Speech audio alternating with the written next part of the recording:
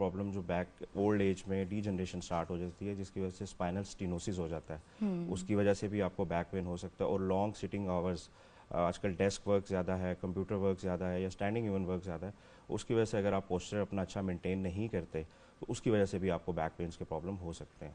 तो there are multiple reasons, but अगर हम थोड़ा सा लाइफस्टाइल को अपनी रूटीन को, अपने लाइफस्टाइल को थोड़ा सा मैनेज कर लें, प्रॉपर पोस्चर, प्रॉपर सिटिंग करें, तो ये सारी चीज़ें 100% ट्रीट हो सकती हैं। ठीक है, यानी कि आपने कहा कि हमारा लाइफस्टाइल अब ऐसा हो हो गया है चुका है। कि उस वजह से बहुत सारे मसाइल हैं, और आपने कहा कि पोस्चर का भी बड़ा की रोल है रोल है इसमें। जी। और मैंने देखा है कि आजकल बच्चे पढ़ाई वगैरह में इस कदर बिजी होते हैं, and they are always slouching, वो आगे की तरफ झुके हुए होते हैं।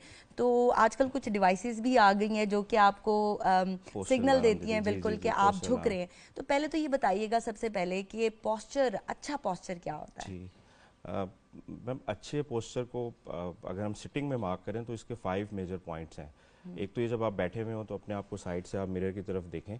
आपका ईयर, आपका शोल्डर, आपका हिप जॉइंट और आपका जो एंकल जॉइंट है, जब आप बैठे हुए हो तो ये 3-4 पॉइंट जो हैं ये एक लाइन में आपके आने चाहिए। और जब आप सिटिंग में बैठे हो तो आपके दोनों नीज जो है वो 90 डिग्री पे बेंड होने चाहिए।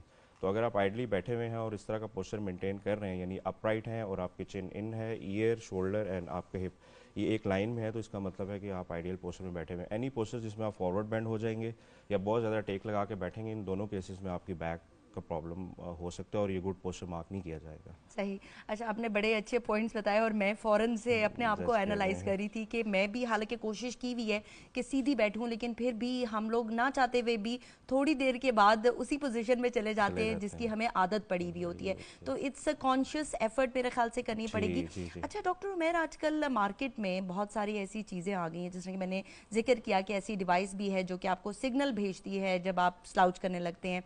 इसी तरह मैंने देखा है कि बहुत सारे लोगों को सपोर्ट भी दी जाती है, there are belts that you wear, और वो भी काफ़ी इफ़ेक्टिव हैं। इफेक्टिव है जी। और कुछ कुशंस भी हैं मार्केट में, बिल्कुल। लंबर सपोर्ट करके आते हैं। तो आपके ख्याल से इन चीज़ों का इस्तेमाल ठीक है?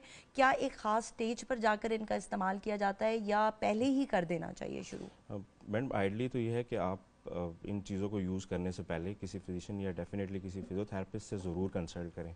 क्योंकि अगर आप लॉन्ग आवर सिटिंग है और आप ये बेल्ट्स यूज़ ज़्यादा करेंगे तो उससे आपकी मसल एक्टिविटी थोड़ी सी लिमिटेड होगी, जिसकी वजह से मसल्स वीक हो सकते हैं।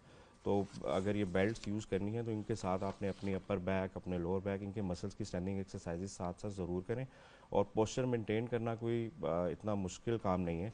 अगर आप अपने डेस्क साइड पे या कहीं पे भी छोटा सा कोई इंडिकेटर कर देंगे, 15-20 मिनट्स बाद आप दोबारा उसको, आपको वो रिमाइंडर दे के आप ठीक बैठे हुए हैं, अपराइट बैठे हुए हैं, तो इनसे भी हम